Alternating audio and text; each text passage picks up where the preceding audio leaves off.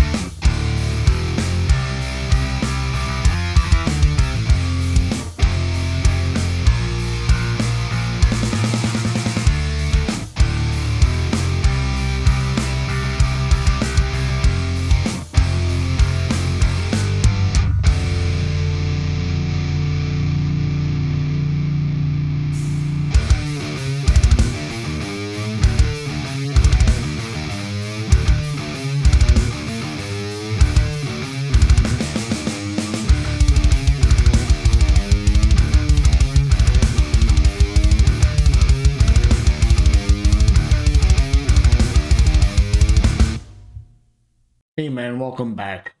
So I hope you liked that mix that I did. It's a track from Avenged Sevenfold called Unholy Confession. I used this before for other amp sims, but I figured I had it laying around on my desktop. I'm like, why not use it?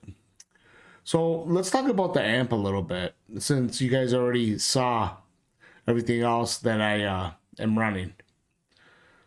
So there's 4 guitar tracks. 2 of them are panned left and right, 100%, and 2 of them I have panned 60% left and right. Going into this guitar bus where I'm running this Pro Q3 EQ, where I'm doing some high passing and low passing. Going into the amp, further EQ after the amp. Running into this EQ right here. Multi-band compression. Puig Tech. Wave MM1 maximizer. Set the transparent. And this I'm running flatline from Submission Audio. So this is the STL Tonality Lasse Lammert amp. Amp number 2.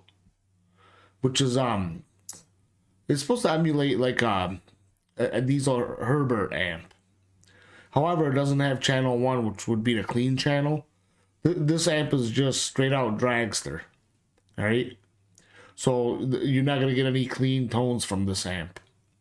So let's talk about it a little bit. And again, I'm not an expert on this particular amp, so please don't kill me. You could always read up more about it online if you wish. So this is the last video of this series. And I'll link up the other 2 videos during the end of this video. So if you want, you could check them out as well, or you could always check out my videos on my channel. There's a bunch of them to go through other than these particular ones. So yeah, it has presets that you could choose from up here, which I did not do. I just pretty much adjusted the amp to my liking. All right. Has your routing right here. Obviously, I'm in stereo. Then this right here is like a little manual, if you will. But it's not very in-depth. You know what I'm saying? But nonetheless. Input. You can literally set your input depending on what pickups you have in your guitar. You have your noise gate tuner. All right. 3 stomp boxes where you have an EQ, a signature overdrive pedal, and your typical overdrive pedal.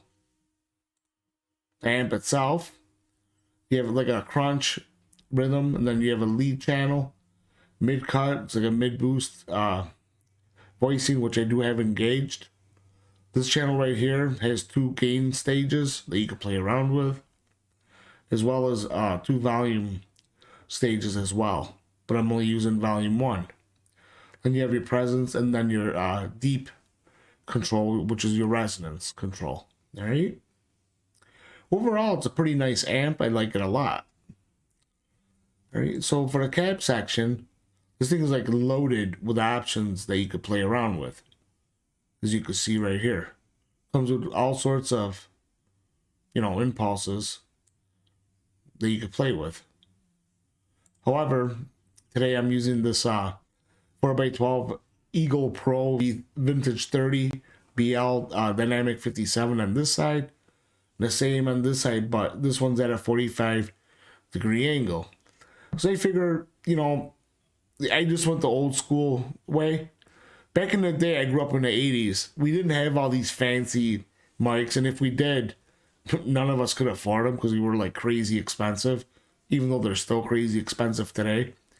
We always ran SM57s, maybe 2 of them. Like I've set up right here, this Fredman configuration. That's all we used. Mostly Marshall cabs or Mesa cabs. That's it. We didn't have all these luxuries as we do today. But nonetheless, this is what I have going on for the cab section. And then your effects section. We're running a little bit of equalizer. You have your delay and reverb. This thing is pretty cool too. You could tame the tone a little bit even more with a smooth control. You go from harsh to very pleasant sounding, or warmer per se. All right, I really like that a lot. So guys, if you like what I'm doing, please subscribe, like, share, my content. It does help me out. And yeah, till next time, in another Amp Sim review, you guys stay safe. And I'll catch you guys later.